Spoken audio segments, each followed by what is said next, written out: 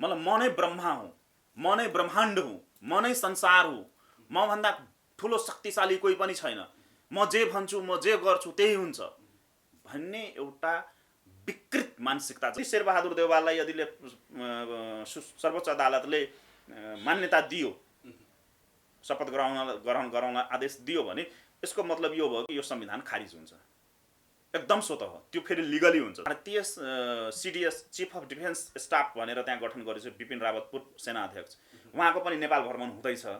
हाम्रो प्रधान सेनापतिज्यूको भदौ 25 गतेको उहाँको कार्यकाल सकिँदैछ, 1 महिना पहिला बिदा लिने चलन छ, तर त्यसमा पनि अर्कै सूचना मैले पाइरहेको छु।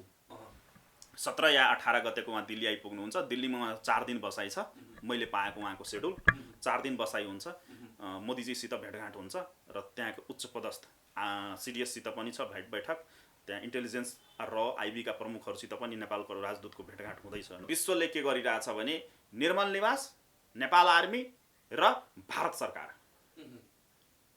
निर्णायक पहल कदमीका लागि भारत सरकार मोदी सरकारलाई गुहार्दैछ। 15वटा सिनेटरको कोर टिम नै बनाएर वाइडेनले अहिलेका वर्तमान राष्ट्रपतिले 15वटा सिनेटरको टिम नै बनाएर नेपालको राज परिवारसित वार्ता गर्दैछन्, जसको लिड चाहिँ स्वयं हिमानी सरकारले गर्दै हुनुहुन्छ। चीन र अमेरिकाले लास्टली के कन्क्लुजनमा पुग्यो भने भारतलाई अगाडि नबढाएकन हुँदैन।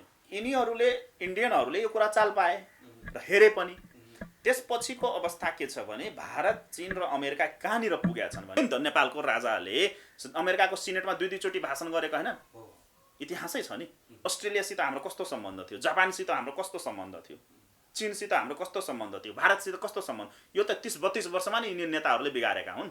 असाढ 23 गते श्री 5 महाराज धिराज सरकारको जन्मदिनको उपलक्ष्यमा त्यसकै सेरोफेरोमा 1-2 दिन अगाडि पछाडि गरेर नेपाली जनताले नयाँ बेहानीको मुख देख्न पाउँछन् र त्यो पनि 1 बजे राति लैन्चर गएर खुट्टा समातेर रोयो कि हाम्रो पार्टी बचाइदिनुस्। त्यस्ता मुला पाखण्डीको कुरा गर्नुहुन्छ तपाईँ? त्यसले गराउँछ यो देशलाई विकास र अग्रगमन। यो देशलाई भाडखालोमा हाल्ने व्यक्तिको नाम हो डाक्टर बाबुराम भट्टराई। पहिला भारुराम थिए, अहिले डलरराम भएका छन्। अनि लात हानेर लैन्चरलाई निकालिदियो राति। कसैले त भेटघाट नदिएपछि एउटा काउन्सिलरको खुट्टा समातेर रोएको व्यक्ति हो। दर्शकबिन्दहरू, यति बेला हामीसँग कुराकानीको लागि जनतान्त्रिक तराई मुक्ति मोर्चाका अध्यक्ष डाक्टर मनोज कुमार झाजी हुनुहुन्छ। आज हामी विशेष गरी पछिल्लो विकसित राजनीतिक घटनाक्रममा केन्द्रित रहेर कुराकानी गर्नेछौँ। प्रधानमन्त्री केपी शर्मा ओलीले पछिल्लो समय जुन टीका टिप्पणी गरिरहेका छन् त्यो अमर्यादित किसिमको, प्रधानमन्त्री स्वयं आफैले पनि विगतमा राष्ट्रपतिको सवालमा होस् या प्रधानमन्त्रीको सवालमा होस् तिमी भन्ने जस्ता शब्दहरू पत्रकारले उच्चारण गर्छन् भनेर जुन आफैले भन्नुहुन्थ्यो, अहिले पछिल्लो समय उहाँको टीका टिप्पणी हेर्ने हो भने कहिले स्यालको संज्ञा दिनुहुन्छ प्रचण्डलाई, कहिले कुकुरको पुच्छर जस्तै पछि लागेको भनेर माधव नेपाललाई हिजो भर्खरै एउटा कार्यक्रममा भन्नुभयो। बौला कुकुरले टोकेको छ त मलाई भन्ने किसिमको यस्ता टीका टिप्पणी जुन किसिमले गरिरहनु भएको छ, अहिले हामीले अन्तर्वार्ता क्रममा यस्ता विषय पनि सोध्नु परेको पछिल्लो अवस्था छ। र सँगसँगै जसरी पछिल्लो समय केपी ओलीको यस किसिमको टिप्पणी चाहिँ सर्वोच्च अदालतमा संसद विघटनको मुद्दा यतिखेर अगाडि बढिरहँदाखेरि, अब फैसला पनि नजिकै गर्दाखेरि अदालतमा एक किसिमको सेटिङ छ भनेर जुन किसिमले प्रधानमन्त्रीले पनि बारम्बार त्यस्तो किसिमको अभिव्यक्ति दिइरहँदाखेरि चाहिँ यतिखेर आफू कमजोर भएर दबावमा परेर प्रधानमन्त्रीको यस्तो टिप्पणी आइरहेको छ, अथवा चाहिँ जुन किसिमले सङ्कटकालको कुरा पनि अगाडि आइरहँदाखेरि सङ्कटकाल यो असंवैधानिक कदम अगाडि बढाउनको लागि चाहिँ यो किसिमको टीका टिप्पणी भइरहेको छ। यो विषयमा पनि कुराकानी गर्ने छ। र सँगसँगै प्रधान सेनापति र प्रधानमन्त्री केपी शर्मा ओली बीचको पछिल्लो भेटघाटले पनि एक किसिमले राजनीतिक तरङ्गित बनेको अवस्था छ। प्रधान सेनापति को कार्यकाल सकिने लाग्दाखेरि यो भेटलाई पनि महत्त्वपूर्ण साथ हेरिएको छ। सङ्कटकालको कुराहरू पनि अगाडि आइरहँदाखेरि अब कसरी अगाडि बढ्छ त नेपालको राजनीति, कसरी यसले निकास पाउँछ, यिनी विषयमा केन्द्रित रहेर कुराकानी गर्नेछौँ। स्वागत छ डाक्टर साहब यहाँ। धन्यवाद सन्दीपजी। अब सुरुमा अघि मैले पृष्ठभूमिमा पनि भने प्रधानमन्त्रीले भन्नुहुन्छ माधव नेपाललाई प्रचण्डको पुच्छर भएर हिँड्ने भनेर, काङ्ग्रेसलाई पनि त्यही किसिमको अभिव्यक्ति टिका टिप्पणी गर्नुभयो र मलाई बौला कुकरले टोकेको छ र माधव नेपाललाई प्रधानमन्त्री बनाउनको लागि। यो कस्तो टिका टिप्पणी गरिरहँदाखेरि चाहिँ कस्तो यो दबावमा परेर चाहिँ प्रधानमन्त्री यस्ता टिका टिप्पणी गरिरहनु भएको छ कि अथवा चाहिँ कुनै ठुलो योजना बनाउँदै हुनुहुन्छ, कसरी हेर्ने यसलाई? धन्यवाद सन्दीपजी।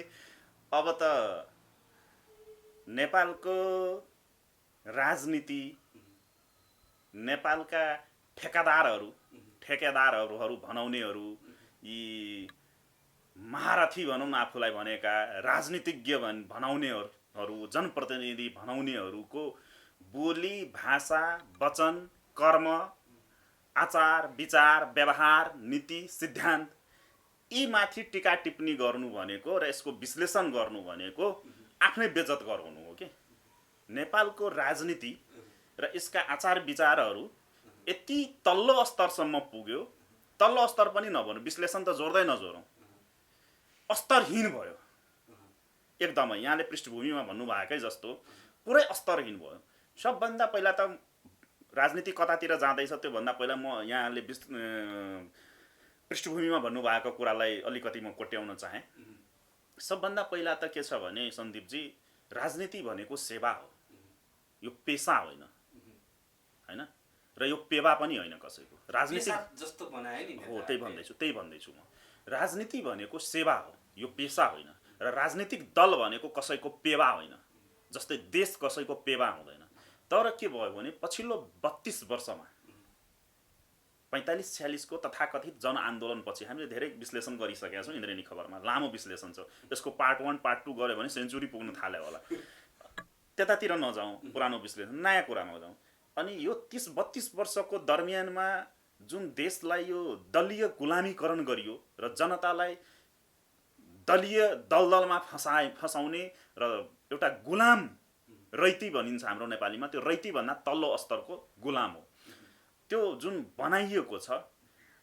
र यो मठाधीश पीठाधीश जसरी भन्थ्यौँ हामीले, त्यसरी यो दलाधीश गुठाधीश गुठपतिहरूले को यो 30-32 वर्षमा तपाईको यो चरम व्यक्तिवादी, चरम परिवारवादको जुन एउटा विक्षिप्त मानसिकता भएको अहमता, दम्भले गर्दाखेरि अब यिनीहरूलाई के भयो भने अहम ब्रह्मस्व भनिन्छ के संस्कृतमा।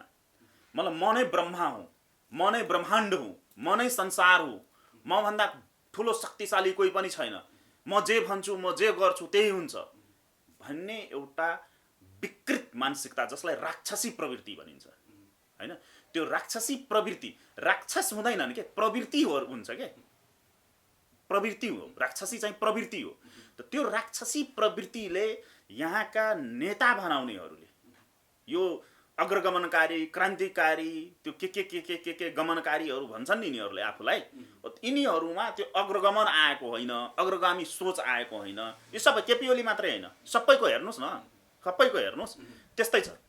यिनीहरूलाई मा के भयो भने यिनीहरू मानसिक रूपले जसरी कि नेपाल र नेपालीलाई एउटा गुलामीकरणमा बाँधियो नि, त्यसरी नै यी नेता बनाउनेहरूको पुरै मानसिक रूपमै यिनीहरू राक्षसी प्रवृत्तिले ग्रस्त भइसके। अनि मानसिक रूपमै जब राक्षसी प्रवृत्ति, राक्षसी सोचले ग्रस्त हुन्छन् मान्छे, अनि त्यसको बोली, व्यवहार, आचार विचार, गतिविधि, चरित्र, संस्कार त राक्षस जस्तै हुन्छ। ठ्याक्कै त्यही भएको। अब हिजो अस्ति मात्र 1 वर्ष झन्डै हुन थाल्यो, एउटा पत्रकार सम्मेलनमा पत्रकारहरूलाई गाली गर्दै थिए, यहाँले भने जस्तै त्यो व्यापक चर्चामा आएको थियो। पत्रकारहरूलाई धम्काउँदै, तैँले चाहिँ राष्ट्रपतिलाई तिमी भन्ने धम्की नै दिएको हो नि, थुनिदिन्छौँ भनेर धम्की नै दिएको हो नि, कानुन ल्याउनु पर्छ भनेको के हो, धम्की नै दिएको नि।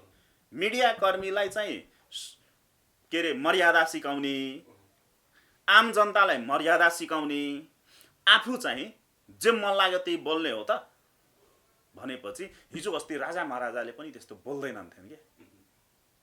भनेपछि यो के हो भने हाम्रो गाउँघरमा एउटा कहानी उखान छ नि, र त्यो साइन्टिफिक पनि हो, जसै भनिन्छ नि कि कमिलाको मर्ने बेलामा प्वाख जन्मिन्छ के।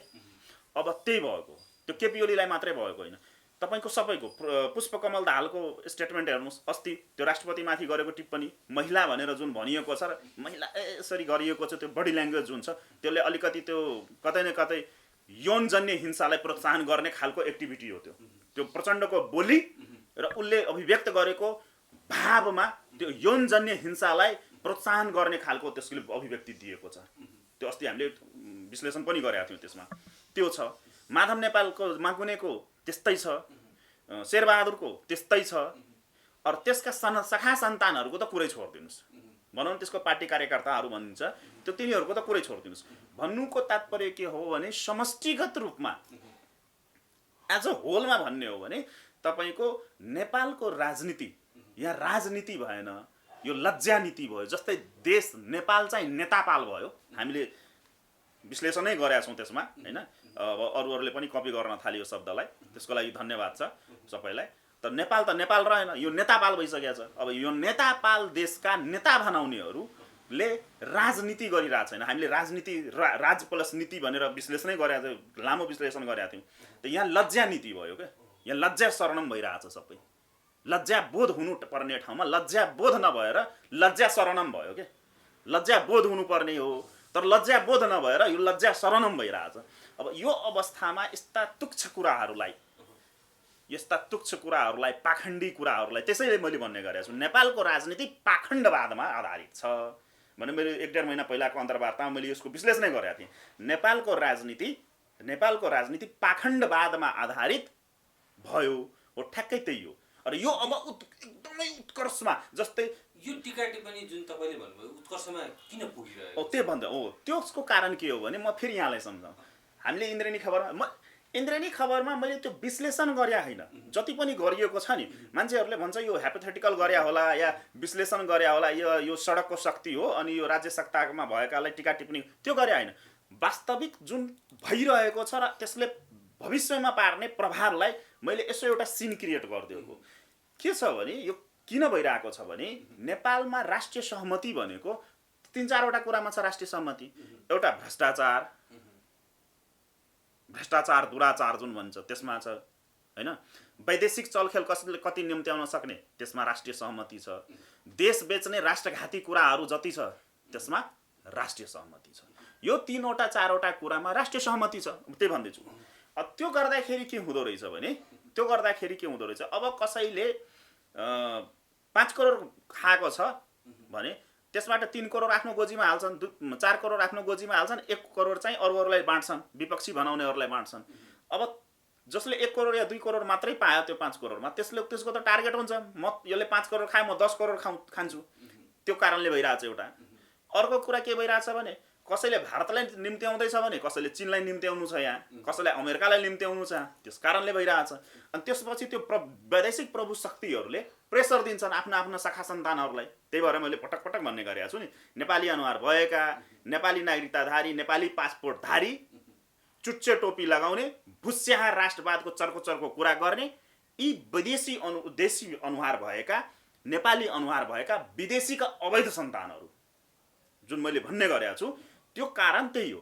यिनीहरूलाई अब प्रेसर आइरहेको हुन्छ। ओलीको कुरा जोडे नि, जस्तो पछिल्लो समय सर्वोच्चको निर्णय हेर्ने भने सर्वोच्चले जुन किसिमले निर्णय गर्यो, ओली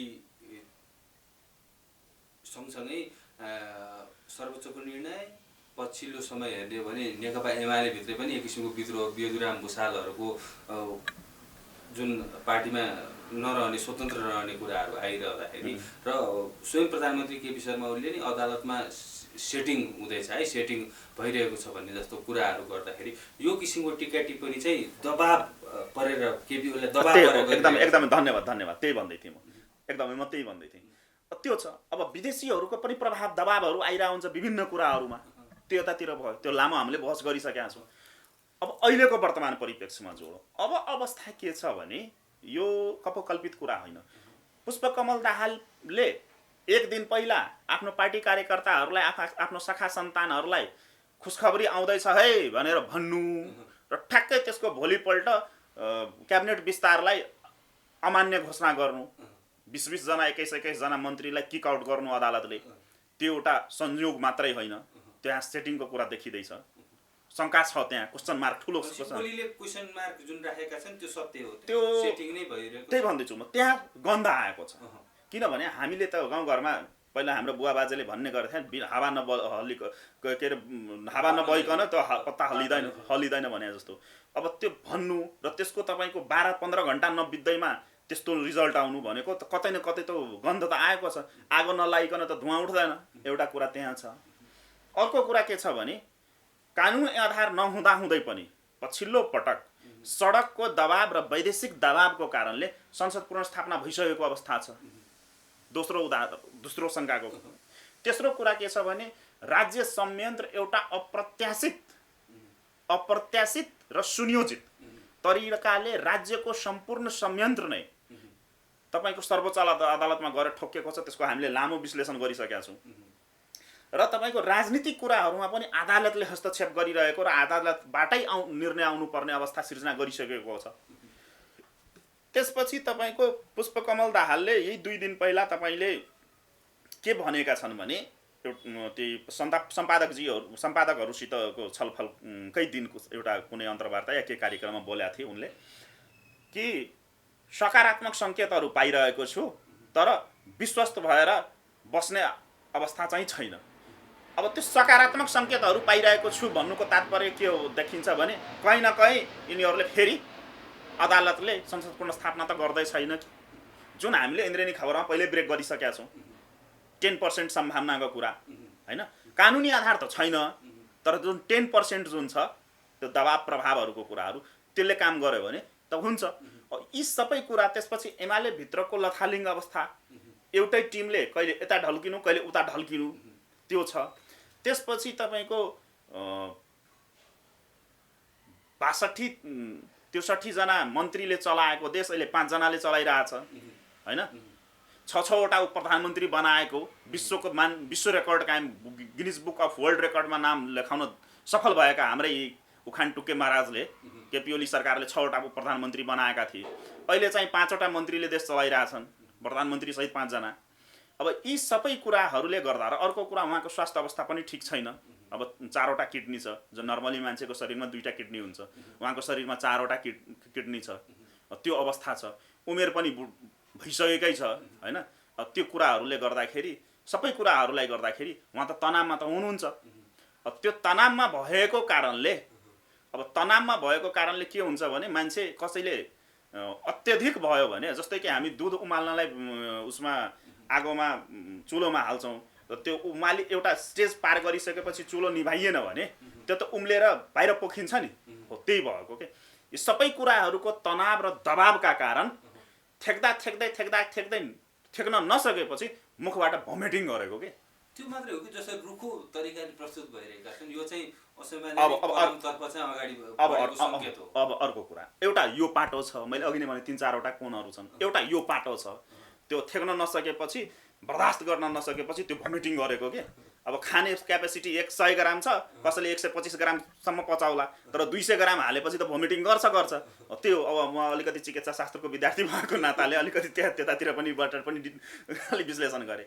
अब रह्यो कुरा अर्को पाटो के छ भने यहाँले सायद बिर्सिनु भयो होला, नभए यहाँले मलाई फेरि रिपिट गर्न खोज्नु भयो होला। पछिल्लो अन्तर्वार्तामा हामीले विश्लेषण गरिसकेका छौँ। अवस्था के छ भने सन्दीपजी कि सबभन्दा पहिला गम्भीर कुरा के छ भने नेपालको राज्य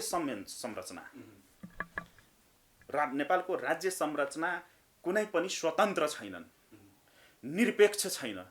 न स्वतन्त्र छ न निरपेक्ष छ। अदालतदेखि लिएर हस्पिटलदेखि लिएर कर्मचारी संयन्त्रदेखि लिएर सुरक्षा निकायसम्म सबै दबाव प्रभाव र सेटिङमा चल्न गर्छ हैन। त्यो सबै सेटिङमा छ। एकदमै हो नि। तपाईँ बिरामी पर्नुभयो भने हस्पिटल खोज्नको लागि तपाईँले दल खोज्नु पर्ने हुन्छ पहिला हैन। डाक्टरसित उपचार गराउनको लागि त्यो डाक्टरको बायोडाटा चाहिन्छ, कुन पार्टीको डाक्टर हो। अब त्यो अवस्था छ। रह्यो कुरा राज्य संयन्त्रको, सबै कार्यकर्ता भर्ती केन्द्र हो। कुनै पनि व्यक्तिले कुनै दलको सदस्यता नलिकन न्यायाधीश बन्नै पाउँदैन। राजनीतिक नियुक्ति हो नि त दलभित्र। कुनै पनि न्यायाधीशले यो भन्नुस् कि म दलको कार्यकर्ता होइन, त्यहाँ त्यस्तै छ। सुरक्षा निकाय पनि त्यही हो।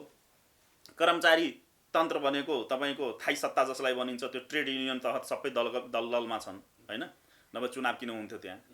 त्यो अवस्था छ। यो यस कारणले गर्दाखेरि रह्यो। अब अहिलेको अवस्थामा सम्पूर्ण अघि नै हामीले भन्यौँ सम्पूर्ण राज्यको सम्पूर्ण संरचना चाहिँ गएर अदालतमा ठोकिएको अवस्था छ र जुन सेटिङको कुराहरू आइरहेछन् त्यो सेटिङ अनुसारको सर्वोच्च अदालतको निर्णय आयो भने अब 2-3 दिन मात्रै बाँकी छ। 20 गते भित्र आइसक्छ। 2-3 दिनमा बहस सकिन्छ। त्यसपछि 1-2 दिन रेस्ट गर्ला, त्यसपछि आउला। जे भए पनि 20 गतेसम्म फैसला आउँछ मोटामोटी। अनि यदि तपाईको सर्वोच्च अदालतले यसपालि पुनर्स्थापना गर्यो भने त्यो पुरै गैर संवैधानिक हुन्छ र अहिले यसपालि सर्वोच्च अदालतले संसद पुनर्स्थापना गर्नु वा शेरबहादुर देउवालाई प्रधानमन्त्री नियुक्ति गर्नु, यो दुईटा मध्ये कुनै पनि फैसला सर्वोच्चले गर्छ भने सर्वोच्चले यो स्वीकार गर्नु हो कि अहिले चाहिँ नेपाल निर्दलीय व्यवस्था हो। जबकि संविधानले निर्दलीय व्यवस्था, संसद हामीले बहसै गरेका छौँ, सांसद भनेको तपाईको दलको विधान र दलीय आचार संहिता भित्र बाँधिएको हुन्छ, दलको संसदीय दलको विधान भित्र बाँधिएको हुन्छ। तर यदि शेरबहादुर देउवालाई यदि सर्वोच्च अदालतले मान्यता दियो, शपथ ग्रहण गराउन आदेश दियो भने यसको मतलब यो भयो कि यो संविधान खारिज हुन्छ।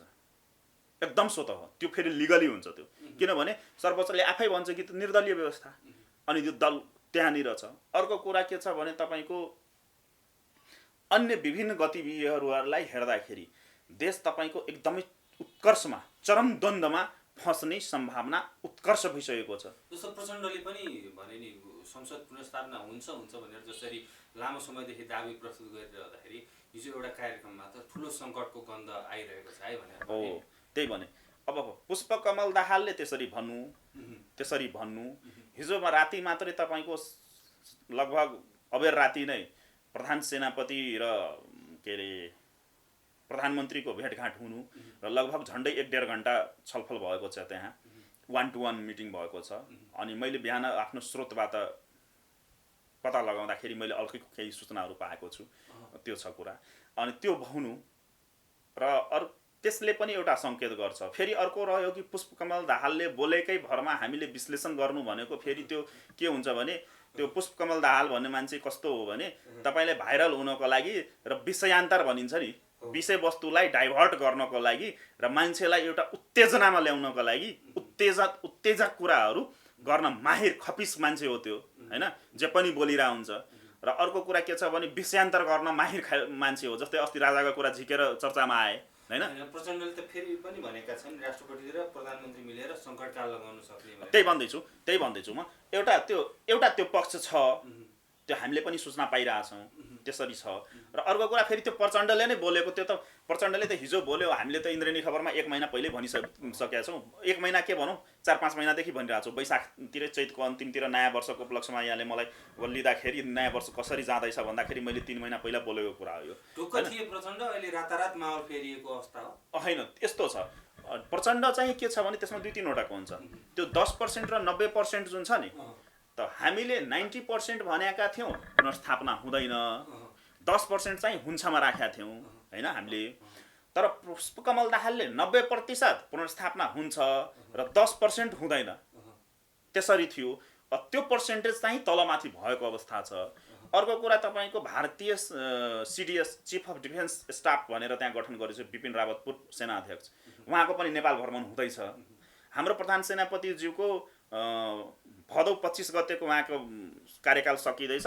1 महिना पहिला बिदा लिने चलन छ। तर त्यसमा पनि अर्कै सूचना मैले पाइरहेको छु। हामीले इन्द्रेणी खबरमा ब्रेक गरिसकेका छौँ। हुनसक्छ उहाँको कार्यकाल थप्ने कुरा आउँदैछ। कार्यकाल थपिन सक्छ। त्यही भन्दै प्रधान सेनापति दुईटा कोणबाट कुराहरू आउँदैछ। प्रधान सेनापति हैन, त्यो त क्याबिनेटको अधिकारको कुरा हो, हैन? मन्त्री परिषदको अधिकारको कुरा हो। कुनै पनि देशमा हुन्छ, त्यो एबनर्मल कुरा होइन र त्यो गैर संवैधानिक पनि हुँदैन। विभिन्न देशहरूमा प्र्याक्टिस भएको कुराहरू हो। 2 वर्षसम्म कार्यकाल थप्न पाउँछन् मन्त्री परिषदको निर्णयबाट, हैन? त्यो गैर संवैधानिक कुरा होइन। त्यो एउटा व्यापक रूपमा आन्तरिक गृह कार्य त्यसरी आइरहेछ, लबिङहरू भइरहेछ त्यसरी। यही प्रधान सेनापतिजीको टाइम चाहिँ थपौँ भनेर पनि आइरहेछ। मन्त्री परिषदमा पनि पुगेको कुरा हो, यो छलफलमा छ। अब त्यो भयो भने एउटा अर्को सङ्केत आउँछ र तपाईको उच्च पदस्थ कर्मचारीहरूको भनौँ न, उहाँहरूको कार्यकाल सकिनुभन्दा 1 महिना पहिला बिदा बस्ने चलन हुन्छ। त्यो गर्दाखेरि उहाँले साउनको 25 सम्ममा साउनको 20 देखि 25 सम्ममा बिदा बस्नुपर्ने हुन्छ। तर त्योभन्दा पहिला भारतीय पूर्व सेना अध्यक्ष र अहिलेका चिफ अफ डिफेन्स स्टाफ भनिन्छ त्यहाँ सिडिएस सेनाका प्रमुख बिपिन रावतजी नेपाल आउँदै हुनुहुन्छ। सम्भवतः उहाँको यही बिचमा छ भ्रमण, त्यो क्याबिनेटले पनि, नेपाल सरकारको क्याबिनेटले पनि अप्रुभ गरिसकेको छ। त्यो प्रधान सेनापतिको विशेष आमन्त्रणामा, नेपालको प्रधान सेनापति नेपाल आर्मीको विशेष रिक्वेस्टमा, र उहाँले पनि आफू लुम्बिनी घुम्ने इच्छा जाहिर गर्नुभएको थियो, जुन उहाँको सम्भव भएको थिएन। त्यो एउटा कारण छ, र त्यसमा एउटा कूटनीतिक कारणहरू पनि छ, त्यसमा पनि विश्लेषण गरौँला। त्यो पहिला यतातिर नर्मल कुराहरू गरौँ। त्यो छ, नेपाल आर्मीले त्यहाँ उहाँलाई आमन्त्रण गर्दैछ, किनभने प्रधान सेनापतिको हैसियतले उहाँको भ्रमण भएको छ नेपालमा। पशुपतिको जात्रा सिद्राको व्यापार हुँदैछ, त्यो त प्रचलन नै छ यहाँको। त्यही भन्दैछु। अब उहाँले के अरे आर्मी चिफ भएको बेलामा नेपाल भ्रमण गरेका थिए, त्यो किनभने नेपालको आर्मी चिफ र त्यहाँको आर्मी चिफलाई मानार्थ दिने प्रचलन छ।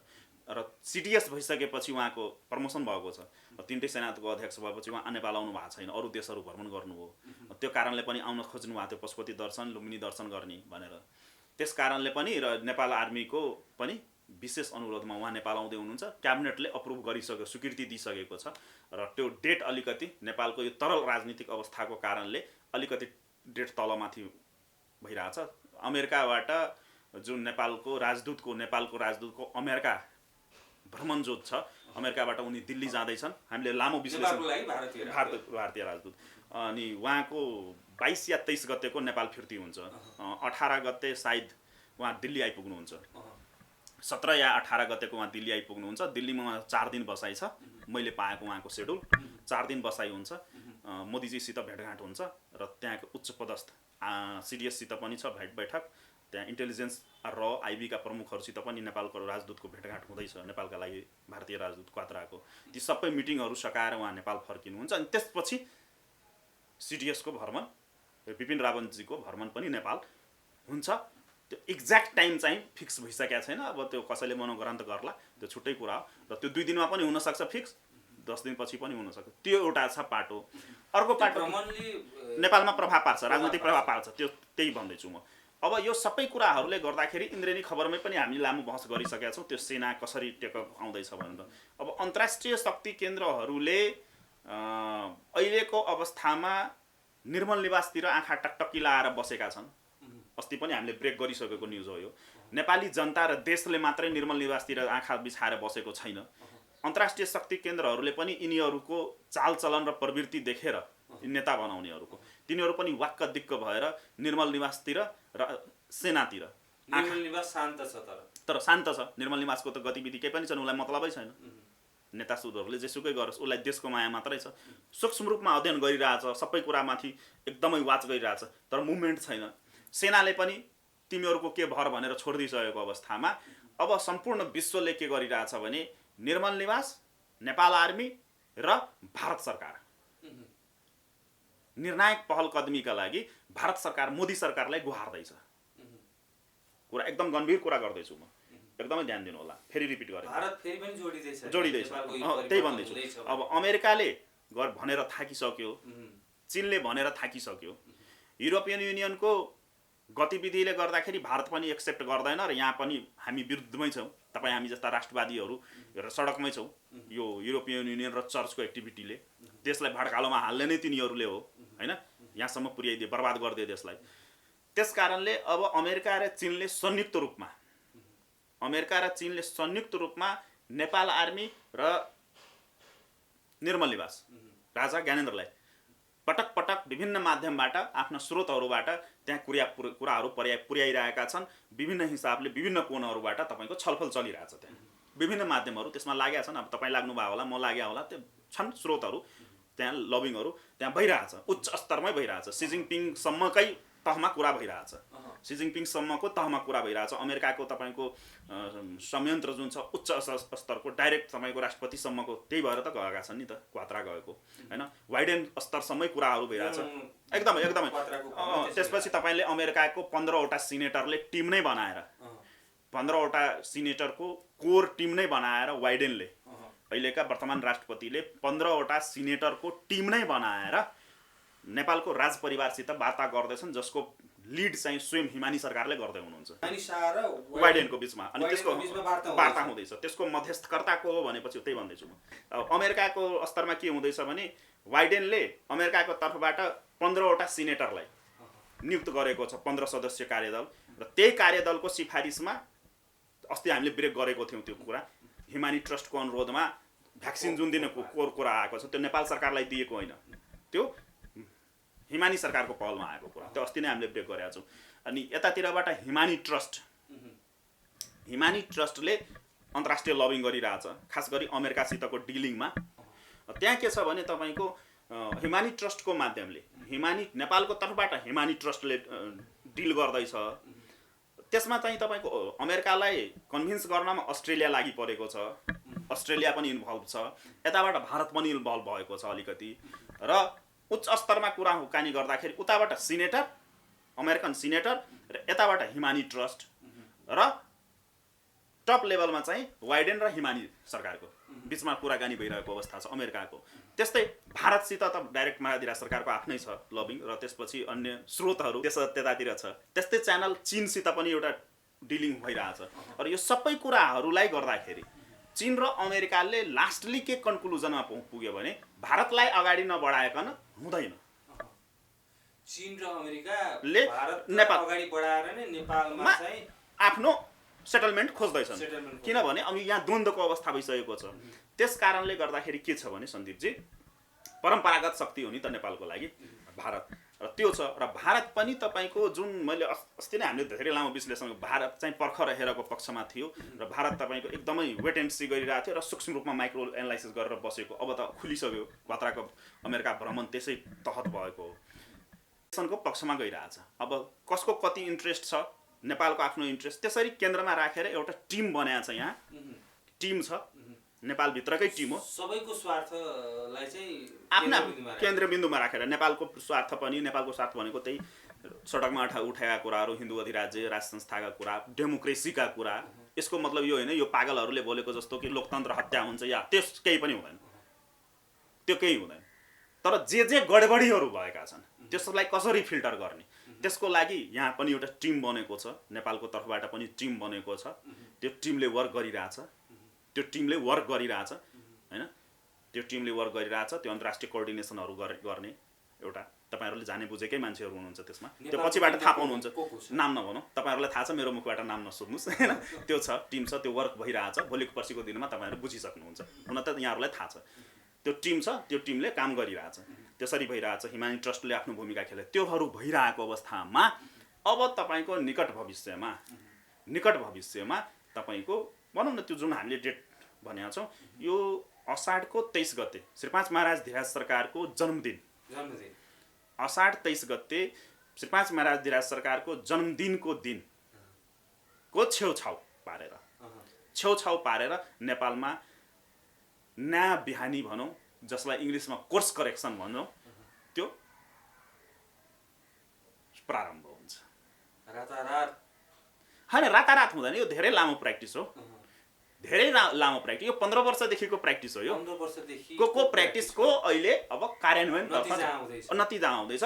र त्यसमा पनि के छ भने जुन यो व्यतिथि विसङ्गतिहरू थियो नि, त्यो हाम्रो लागि मात्रै अप्ठ्यारो परेको होइन नि, विदेशी शक्तिहरूको लागि पनि अप्ठ्यारो परेको छ नि।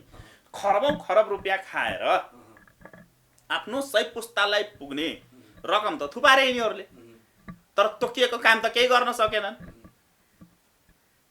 युको स्वार्थ बाहेक र चर्चको स्वार्थ बाहेक, युरोपियन युनियन, चर्चको स्वार्थ बाहेक यहाँ कसैको स्वार्थ पूर्ति भएन।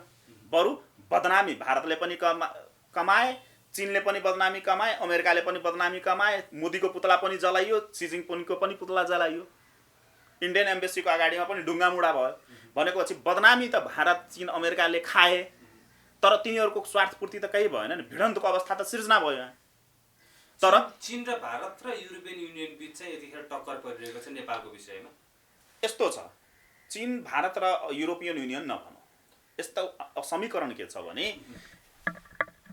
अहिलेसम्मको समीकरण के थियो भने युरोपियन युनियनले यी नेताहरू, यहाँका नेताहरू जो कोही चीन लभिङ छन्, कोही भारत लभिङ छन्, कोही अमेरिका लभिङ छन्, तिनीहरूलाई प्रयोग गरेर तिनीहरूको मुख तिनीहरूतिरै फर्काइराख, मुख उतैतिर फर्काइराख, तर मैले दिएको कुरा ल्याऊ र मैले तोकेको कुराहरू गर भनेर आफ्नो स्वार्थमा यहाँ मुभमेन्ट गराइरहेको थिए।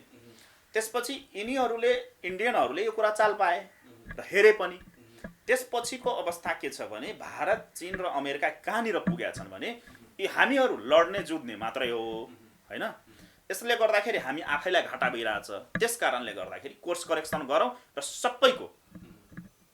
सबैको मान सम्मान बच्ने गरी अगाडि बढौँ, त्यसरी चाहिँ कुरा भइरहेको छ। अघि तपाईँले भन्नुभयो नि हिमानी र जो बाइडेन बिच जुन छलफल अगाडि बढिरहेको छ, लभिङ एउटा ठुलो कुरा हो।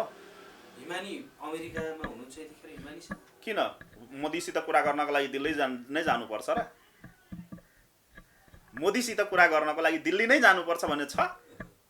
अहिले डिजिटल वर्ल्ड भइसकेको छ, अत्याधुनिक युगमा हामी प्रवेश गरिसकेका छौँ। उपचार जब पेसेन्टलाई काठमाडौँमा राखेर अमेरिकाबाट उपचार गर्न सकिन्छ भने छ नि प्रविधि भने कुराकानी र वार्ता गर्नको लागि अमेरिका जानु पर्दैन नि, पर्छ र?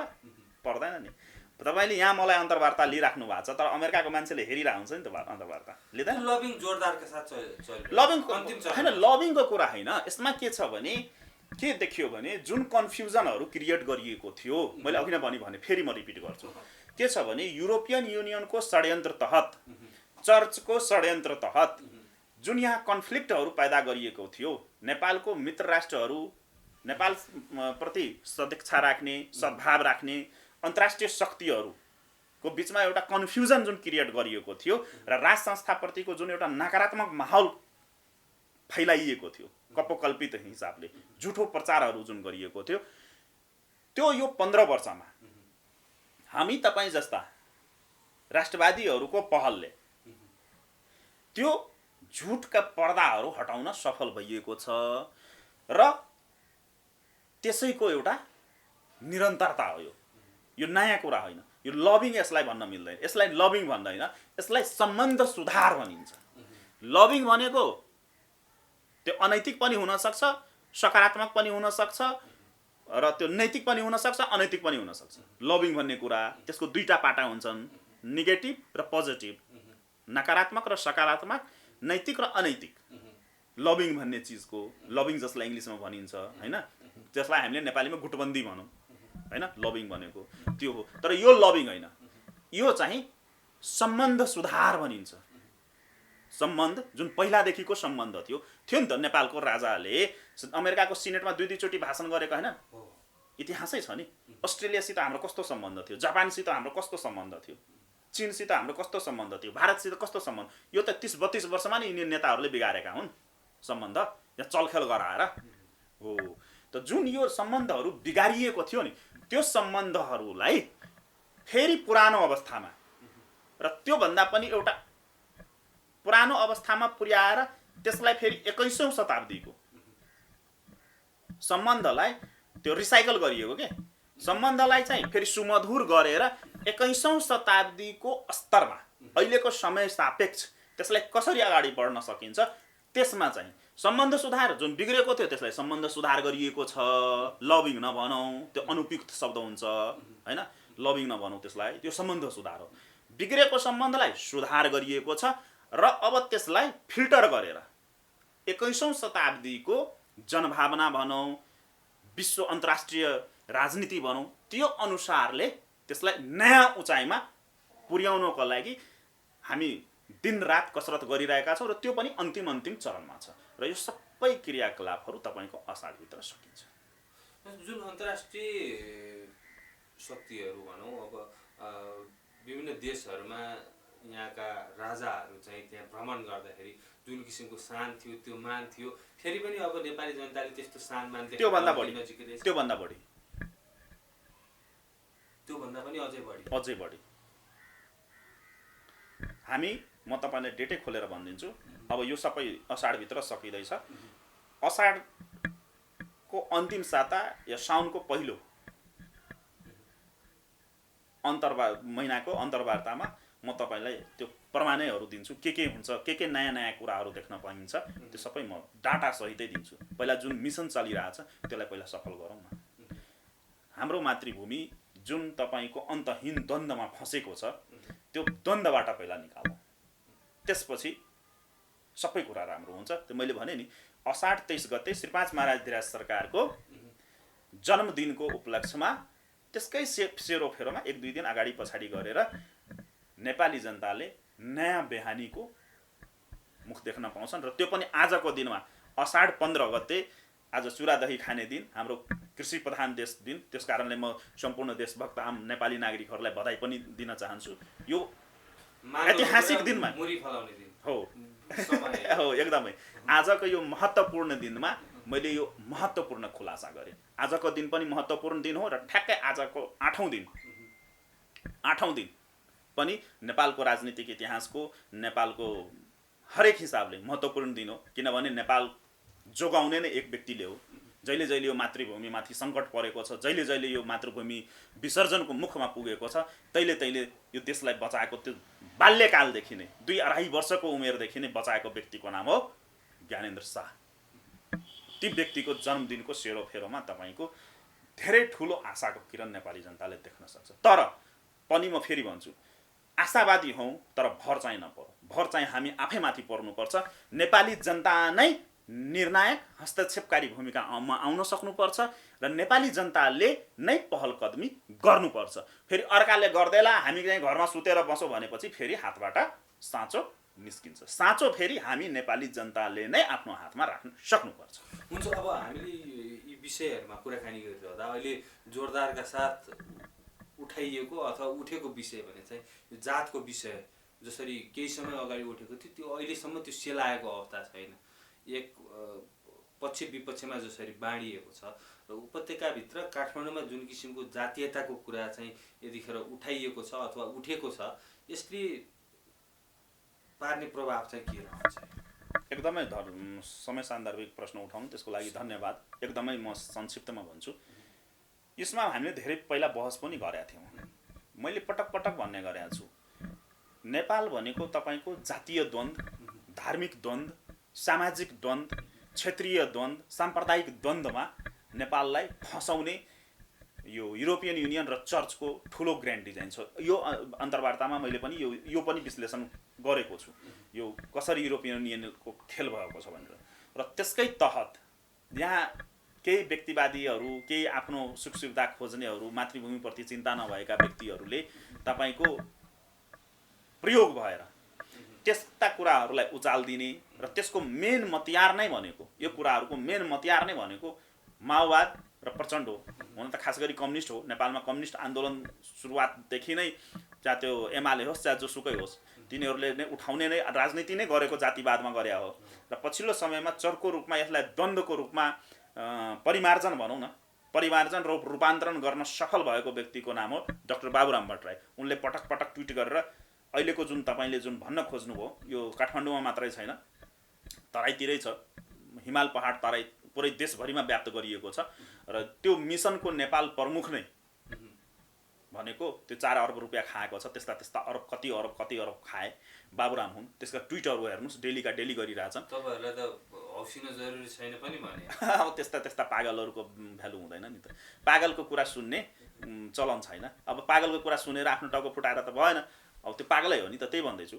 अब त्यस्ता राष्ट्रघाती व्यक्तिहरू सब जनताले बुझिसके नि। त्यसको ट्विटहरू हेर्नुहोस् न, राति 12 बजे ट्विट गर्छन्। हो, आफू चाहिँ 12 बजे राति चाहिँ राजदूतावास धाउने। आजभन्दा 3 दिन पहिला भारतीय राजदूतावासमा भारतीय राजदूतावासको काउन्सिलरको र रको रिसर्च एन्ड एनालाइसिस विङ्सको चौथो स्तरको एउटा एसएसपी एसपी लेभलको मान्छेको खुट्टा समातेर रोएको मान्छेको नाम हो डाक्टर बाबुराम भट्टराई र उपेन्द्र यादव। 3 दिन पहिलाको घटना भन्दैछु म। 1 बजे राति लैन्चर गएर खुट्टा समातेर रोयो कि हाम्रो पार्टी बचाइदिनुहोस्। त्यस्ता मुला पाखण्डीको कुरा गर्नुहुन्छ तपाईँ? त्यसले गराउँछ यो देशलाई विकास र अग्रगमन? यो देशलाई भाडखालोमा हाल्ने व्यक्तिको नाम हो डाक्टर बाबुराम भट्टराई। पहिला भारुराम थिए, अहिले डलर राम भएका छन्। अनि लात हानेर लैन्चरलाई निकालिदियो राति। कसैले त भेटघाट नदिएपछि एउटा काउन्सिलरको खुट्टा समातेर रोएको व्यक्ति हो कि हाम्रो पार्टी मिलाइदिनुहोस् भनेर। अस्तित्वहीन मान्छे हो नि। नभए एक सिट आउँदैन थियो त उसको।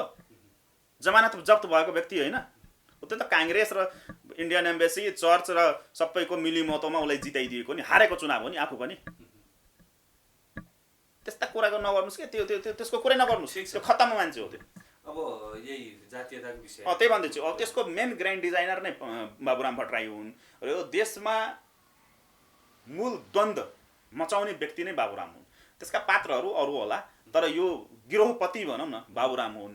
र बाबुरामको मेन तपाईँको पेसा नै यही हो, त्यो परिचालन नै त्यसैको लागि भएको छ। त्यस कारणले म सम्पूर्ण आम नेपाली जनतालाई के अपिल गर्न चाहन्छु भने यस्ता झिनामसिना कुराहरूलाई टेकेर हाम्रो आफ्नो सामाजिक सद्भाव चाहिँ नखलबलाउँ र यस्ता कृत्य गर्ने पात्रहरूलाई चिनौँ र त्यस्तालाई सामाजिक बहिष्कार, राजनीतिक बहिष्कार गरौँ र अन्यथा हाम्रो नेपालीपना समाप्त हुन्छ।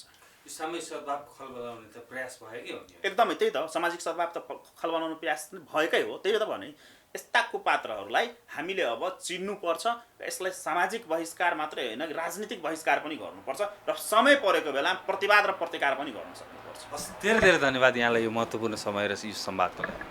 धन्यवाद सन्दीपजी, यहाँलाई, इन्द्रेणी खबर परिवारलाई मेरो तर्फबाट, मेरो पार्टीको तर्फबाट, मेरो सङ्गठनको तर्फबाट आज यो महत्त्वपूर्ण संवादको लागि धेरै धेरै धन्यवाद। साथसाथै असाढ 15 गते आज नेपालीहरूको एउटा महान दिन पनि हो। त्यसको सम्पूर्ण आम देशभक्त नेपाली जनसमुदायलाई हार्दिक शुभकामना दिँदै अब पनि नेपाली जनता नजागे र हस्तक्षेपकारी भूमिका ननिभाए, आफ्ना मौलिकता बचाउन सशक्त रूपमा सडकमा प्रतिवाद नगरे नेपाल फेरि पनि विदेशीहरूको चङ्गुलमा पर्न सक्ने सम्भावना भएकोले एकदम सचेत भएर, सूक्ष्म भएर हस्तक्षेपकारी भूमिका खेल्न सम्पूर्ण देशभक्त आम नेपाली नागरिकहरूलाई अपिल गर्दै फेरि धन्यवाद दिन चाहन्छु।